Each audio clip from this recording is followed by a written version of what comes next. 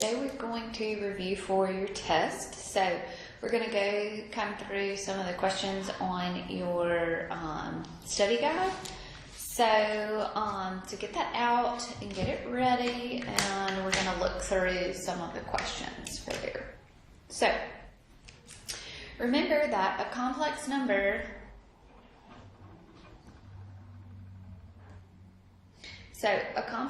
is when you have a negative underneath the square root. So -1 is equal to an I. Okay? That also means that I squared is going to be equal to a -1. Okay? So number 1 on here, when I have the square root of a -324 here, is 324 a perfect square? Okay? We got to check that out first.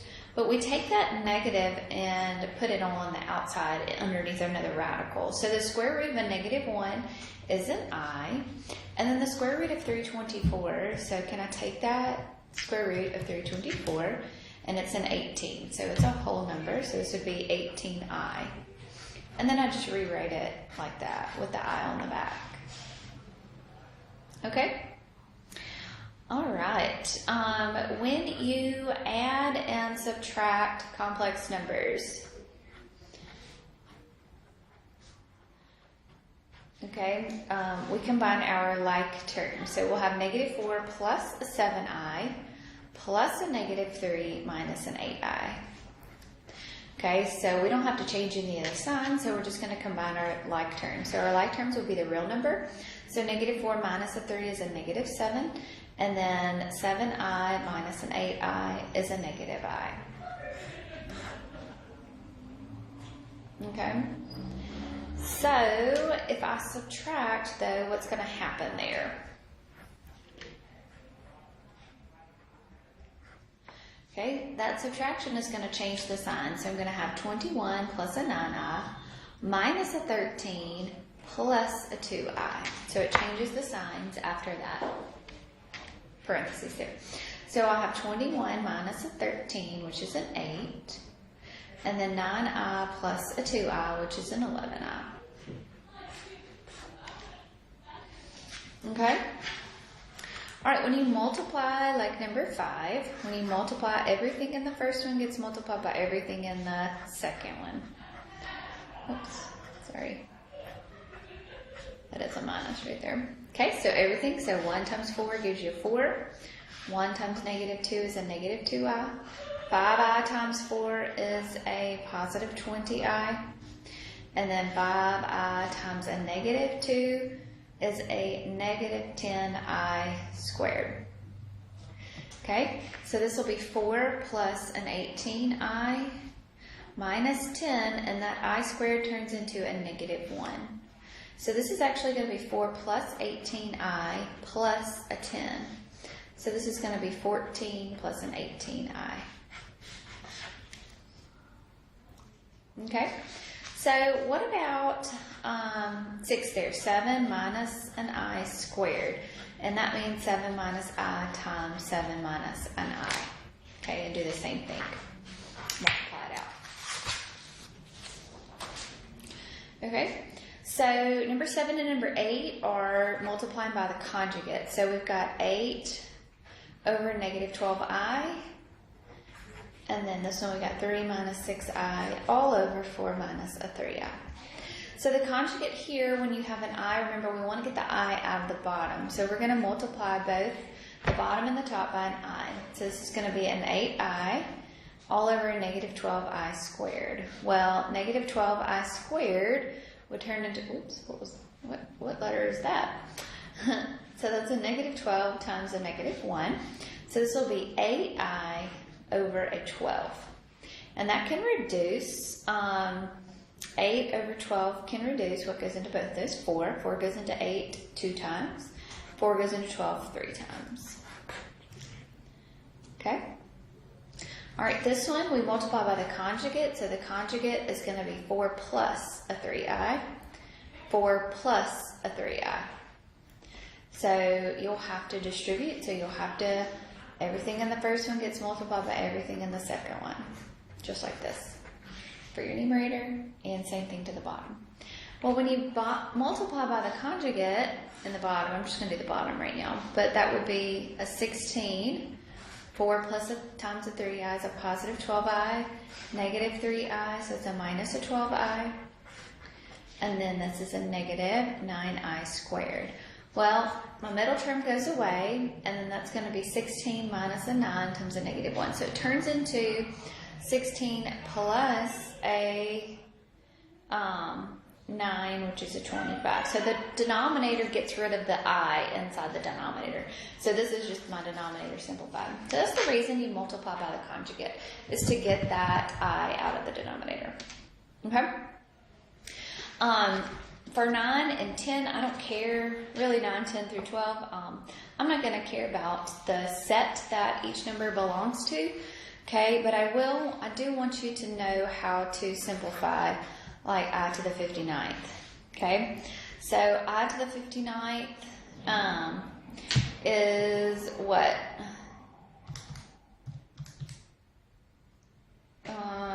Trying to think of a squared that's close to that.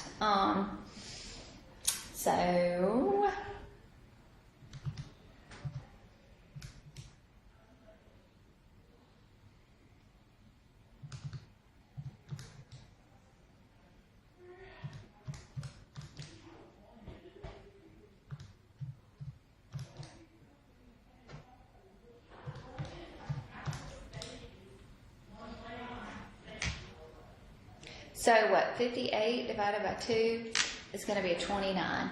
So this is going to be I squared raised to the 29th power, right? So I squared is a negative 1, and then times an I, because 2 times 29 is a 59. So 2 times 29 would give you a 58, and then this is a 1, so plus a 1 would give you a 59 there. So I squared turns into a negative 1, and you're going to say negative 1 to the 29th power. So negative 1 to the 29th, that's an odd, so that means that that's going to be a negative 1, okay? So negative 1 times an I, so that's going to be a negative I there. Okay? Good deal? All right, so same thing, throw out the 13, 14, and 15 for sure too. Okay, so when you solve a quadratic by factoring, so remember when we solve by factoring, so x squared minus an 11x plus an 18 is equal to 0. So y'all are getting so much better at remembering your factoring. So here we ask ourselves, it has to all be equal to 0 first, and then we ask ourselves here what multiplies together to give me an 18 and adds together to give me a negative 11. So it's a negative 2 times a negative 9. So this is going to be x minus 2 times x minus 9. Right? And then you set both of those equal to a 0. Okay, so x is going to be 2 and x is going to be a 9. Okay? Alright, what about 21 here? 21, I have a 7x squared minus a 19x minus a 6 equals a 0. Okay, so what do? I am going to, I can't factor anything out. I don't have a greatest common factor. Everything's already to one side. So I'm going to take that 7 and multiply it times that negative 6. So I'm going to have x squared minus a 9x minus a 42. So now just like the last one, I'm going to ask myself what multiplies to be a negative 42 and adds to be a negative 19. So what is that? So negative 21 and what? Negative 21 times a 2, a positive 2, negative 21 plus a 2. Okay, set both of, before we do that, what did we multiply by? A 7, so we're going to divide everything by 7. So that'll be x minus a 3. 7 can't go into 2, so you're going to bring that up. So it's going to be 7x plus a 2. So x minus 3 is going to be a 0, and 7x plus a 2 is going to be equal to 0. So x is going to be a 3, and x is going to be a negative 2 over 7. Okay?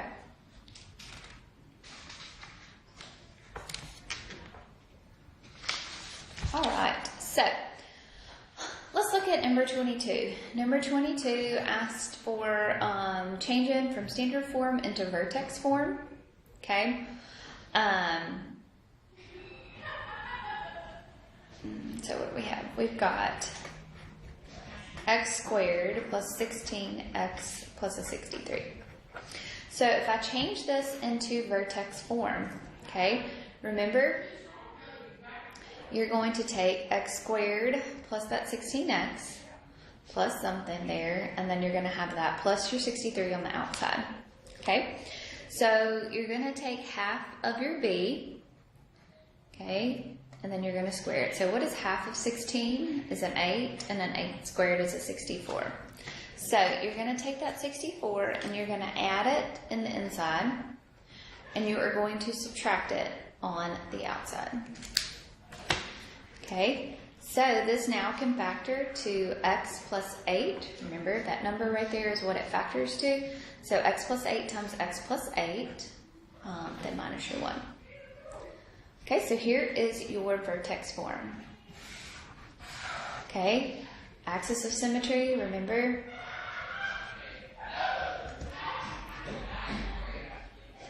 is x equals a negative 8, so it's what's inside there, but the opposite. And the vertex is going to be negative 8 minus a 1. Okay? So when you find the roots, you want to factor this. Okay? So best as I can, I want to factor this. So I've got x squared plus 16x plus a 63. So I want to factor, so what multiplies together to give me a 63 and adds together to give me a 16? So that's 7 times 9. So this will be x plus 9 times x plus 7. So the roots are going to be negative 9 and a negative 7. Okay? All right, number 23, you have already a vertex form here. So to change it into standard form, I'm just going to simplify. I'm going to multiply. Okay? So I'm going to simplify by multiplying. So x minus 1/2 squared is going to be x minus 1/2 times x minus 1/2. And then you're going to subtract that 25 over 4. So when you multiply, so x times x gives you an x squared. X times a negative 1/2 is a negative 1/2 x. Negative 1/2 times x is a negative 1/2 x. And negative 1/2 times a negative 1/2 is a positive 1/4 minus your 25 over 4. Okay? So a negative 1/2 minus a 1/2 is going to be a negative 2 over 2, right? 1/4 minus a 25 over 4, so we'll subtract, so 1 minus 25, so it'll be a negative 24 over 4. And then what happens there? 2 over 2, oops, sorry, I left my squared there. So my 2 over 2 would become a 1, and my 24 over 4 would become a negative 6. So now there is my function in standard form. Okay? So if I wanted to find the roots here, so standard form, then if you wanted to find the roots, then we would factor. So what multiplies together to give you negative 6 and adds together to give you negative 1? So that would be x minus 3 times x plus a 2. Set those equal to 0, so 3 and negative 2 would be your roots. Okay? Good deal? All right, so square root property here. So 24 there is using your square root. So 16x squared minus a 1 is equal to 0. So using the square root method, you move the 1 to the other side. So you're going to have 16x squared is equal to a 1. You're not finished by getting that squared by itself. You need to divide both sides by 16. So you're going to have an x squared is equal to a 1/16. And then now take the square root of both sides, okay? So x is going to be equal to 1, or plus or minus 1 over 4. Okay, what if I just said to factor this one? This one can factor. Okay, this is the difference of two squares. So this would be 4x minus 1 times 4x plus a 1, right? Set both of those equal to a 0. So 4x is equal to a 1. X is going to be a 1/4. 4x is going to be equal to a -1, so x is going to be a -1/4. Okay, so either way, I asked you to do it by the square root property, but it also can factor. So whenever you do the square root property, just don't ever forget that plus and the minus. A lot of y'all kind of messed that on your quiz when you did that square root property. Okay? All right, let's look at 27 here. So 27, I have x minus 8, all of that squared, minus a 7 is equal to a 25. Whoops, sorry. Okay, so first thing I need to get the squared by itself, so I'm going to move the 7 to the other side. So x minus 8, all of that is squared, so now I've gotten it by myself, is going to be equal to a 32. The squares by itself, look what I just did here. Put both of my tops on that one color. Okay, take the square root of both sides there. So x minus 8 squared, when you take the square root of that, you're going to be left with an x minus an 8. Square root of a 32 is a plus and a minus, right? And that is going to be 4 times an 8, right? 4 times 8 gives you 32. So that means what? A 16 times a 2 gives you a 32. Well, the square root of a 16 is a 4. Okay, so you're going to have x minus 8 is equal to plus or minus 4 square roots of 2. Well, so then your answer, move the 8 over, so you'll have 8 plus or minus 4 square roots of 2. Okay, so remember that this represents a number. So 8 plus 4 square roots of 2, and then 8 minus 4 square roots of 2. Okay, so if I plug this in my calculator, 8 plus 4 square roots of 2, it's going to give me a 13.656. So it's a decimal answer. You can get decimal answers. Decimal answers are the same, okay? But whenever I ask you to solve, I am, if you can't simplify the square root, I am still looking for the square root version there. Okay? All right, so completing the square. So let's look at 28 here. So completing the square, well, let's actually do 29. 29, I'm sorry. Let's do 29. Because we have a negative 4x squared and minus a 48x minus a 20. Okay, I want to do this one with you because a lot of you on your quiz missed this. You can factor out a number for this one. Okay, when we complete the square, we don't want this on the outside. Okay, so we want to divide everything by that negative 4. So when I do that, I'm going to have an x squared plus a 12x plus a 5. Because that 4 is in common in all of that. Okay, so now I'm going to move now, complete the square, you move. It's just like changing it to vertex form, but changes just a teeny bit. Okay, move the 5 to the other side, so it's going to become a negative 5. You take half of your 12 and you square it. So half of 12 is a 6. A 6 squared is a 36. Now this one, we're going to add 36 to both sides because there's an equal sign there. So what you do to one side, you have to do to that other side there. So x squared plus 12x plus 36 can factor to x plus 6 times x plus 6. And then negative 5 plus a 36 is a 31. Okay, so now we will take the square root of both sides here. So I'm going to have an x plus a 6 is going to be equal to plus or minus square roots of 31. Can't do anything there. Can't take the square root there, so I move my 6 over, so it's going to be negative 6 plus or minus square root of 31. Good deal? So just wanted to point that out. If you didn't have a number on there, you don't have to do any division of anything. But when you have that number, just kind of get rid of it by dividing everything by it. Okay?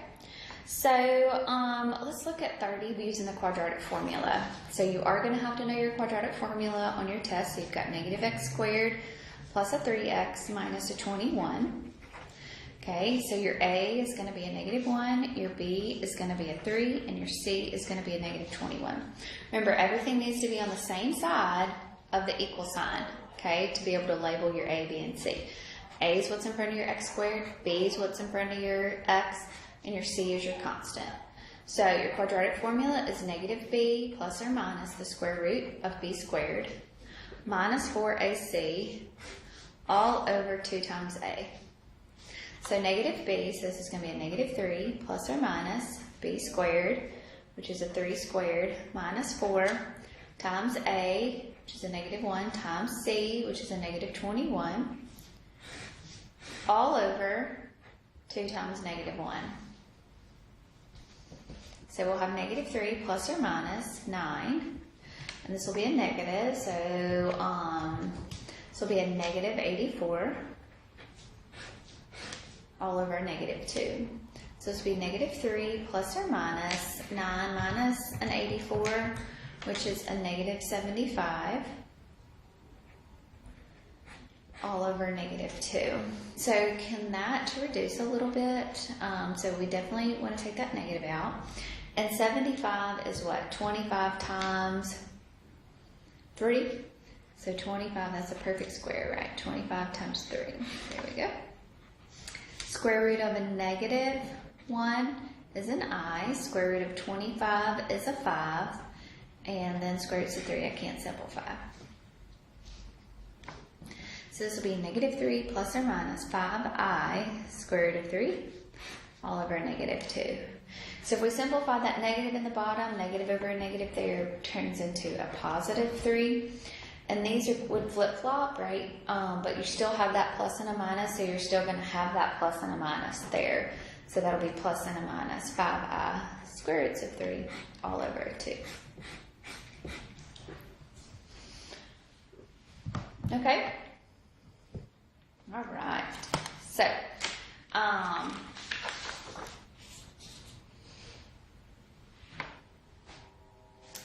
let's look at let's look at 32. So 32, we want to figure out which is the best way to solve this one. The best way to solve any of them is using the quadratic formula, okay?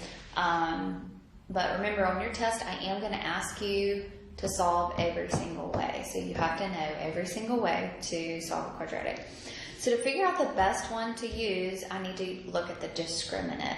Okay, so remember your discriminant is your b squared minus 4 times ac. So it's what's underneath the square root right here. So what's underneath the square root of your quadratic formula is called the discriminant. Okay, so b squared here, so this will be a 2 squared minus 4 times a times c. Okay, so it's going to be a 4 minus a 32. So that is a negative 28. So it's a negative value. So that means it's imaginary, right? So 2 imaginary roots there. So if it's 2 imaginary roots, then you can use your quadratic formula, of course. There's an even number right here, so you could also use the completing the square. Okay, so completing the square. So I'm going to have a negative x squared plus a 2x minus an 8 is equal to a 0. Before I get started, I'm going to get rid of that negative. So I'm going to divide everything by a negative 1. So I'm going to have an x squared minus a 2x plus an 8. Okay, so now I want to move it. So I've got x squared minus a 2x is equal to a negative 8. So we're going to take half of the negative 2 and square it. Okay, let me point this out. If this is not a number that can be divided by 2 evenly, I don't want to use completing the square. It makes my life so much harder to do that. So if I'm going to get an imaginary root, then you would use the quadratic formula. Okay, so know that. So if this is like a 3, we don't want to divide it. We don't want to have to come over here and divide 3 by 2 and use that throughout the way. I can do that. I mean, that's a possibility, but it just makes We want to make our life easy, okay? So when I move that over, so negative 2 divided by 2 is a negative 1, and a negative 1 squared is a positive 1.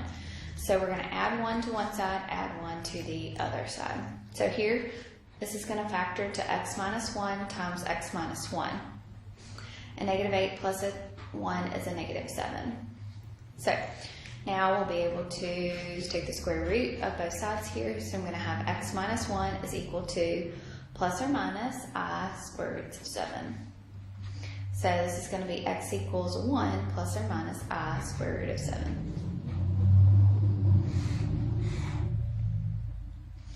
Okay? Good deal? All right. Number 33, we want to use the best method there off the bat, just looking at it, is going to be, x squared minus 28. Okay, it's going to be using the square root method because all I have is a square term and I have a number. So if I move the x squared to the other side, so it's going to be a negative 3x squared. Move the positive 28 to the other side, so it's going to be a positive 36. So see that, look at that. Just knowing that right there, I want to use the square root method. I don't want to have to go through the quadratic formula. I don't want to try to factor this, which I probably, no, I can't.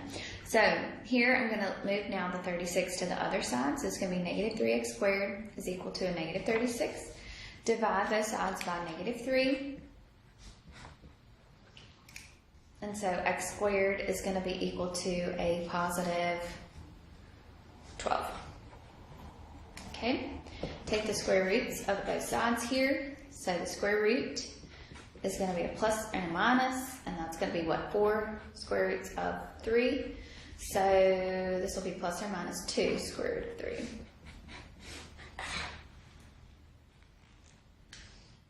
3. Okay? All right, so 34, we'll use the quadratic formula again, and then 35, we will factor. That one factors, okay? You can factor out the 4 for 35, and it goes into all those terms evenly, okay? So that is pretty much the basics of your test. It will be very similar to what you saw today. So be prepared, study. If you have any questions, please let me know. Have a good day.